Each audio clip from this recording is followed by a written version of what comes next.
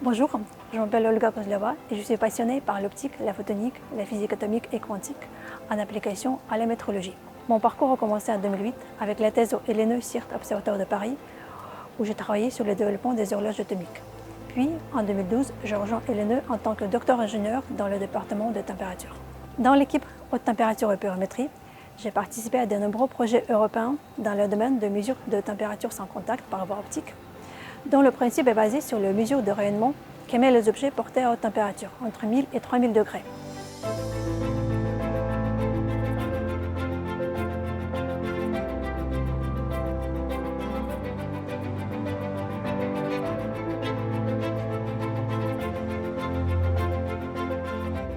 Jusqu'à 2019, l'unité de température était définie par le principe de l'eau. Suite à la redéfinition, l'unité de température, le Kelvin, est définie en fixant la valeur de constante de Boltzmann. L'unité de température, désormais, peut être directement reliée à des énergies mesurables sans passer par l'artefact principe de l'eau. Qu'est-ce que cela change pour l'utilisateur? La traçabilité de température peut être toujours obtenue, comme avant, via les échelles prédéfinies, constituées de points fixes, mais aussi, désormais, elle peut être obtenue par une voie plus directe, par la thermométrie primaire liée aux définitions de Kelvin. Cela ouvre de nouvelles opportunités, notamment sortir des laboratoires des méthodes primaires et de les rendre accessibles aux utilisateurs finaux, c'est-à-dire de développer des thermomètres primaires pratiques. Et qu'est-ce qu'on attend de ces thermomètres primaires pratiques? Qu'ils soient opérationnels sur une large gamme de températures, qu'ils soient compacts, voire intégrables sur puce, mais aussi qu'ils soient auto-étalonnables grâce à des méthodes primaires.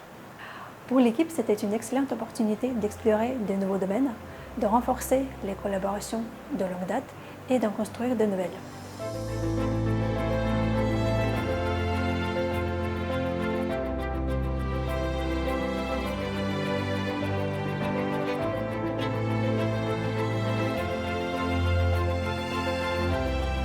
Depuis 2018, nous travaillons sur le développement d'un nouveau type de capteur basé sur les nanorésonateurs optomécaniques. Ce type de capteur offre une possibilité d'être facilement intégrable sur une puce et aussi couvre une large gamme de températures. Ces nanorésonateurs optomécaniques sont fabriqués dans l'équipe de Rémy Brave au C2N. Cette structure est composée d'un cristaux photophononiques qui forment à la fois un résonateur mécanique et une cavité optique, qui sont couplés entre eux par une interaction optomécanique. Cette interaction optomécanique permet de mesurer le mouvement mécanique, le mouvement thermique du résonateur grâce à la lumière. Ce qui est fascinant avec ce type de capteur, c'est la possibilité de mesurer optiquement les différents aspects de ces structures, la cavité optique et le résonateur mécanique. Et surtout, la possibilité de combiner les différentes techniques à un seul objet pour élargir la gamme de température, mais aussi pour détecter et corriger les biais possibles des différentes techniques. Depuis quelques années, nous travaillons ici au LKB avec l'équipe de Tristan Briand et nous avons obtenu les premiers résultats prometteurs avec les deux techniques. La première technique, c'est la thermométrie photonique qui explore le déplacement de résonance optique avec la température due à l'effet thermo-optique. Et la deuxième technique est basée sur la mesure de bruit optomécanique. Pour cela, nous mesurons optiquement le bruit mécanique d'un résonateur qui est directement proportionnel à sa température. Actuellement, dans le cadre du projet européen FOCUS-T, nous travaillons sur la troisième technique. Cette technique utilise le bruit quantique de pression de radiation dans les air-sondes pour calibrer le bruit thermique du résonateur. Cette technique absolue et primaire complétera les deux autres techniques et donnera un aspect auto-étalonnage à notre capteur.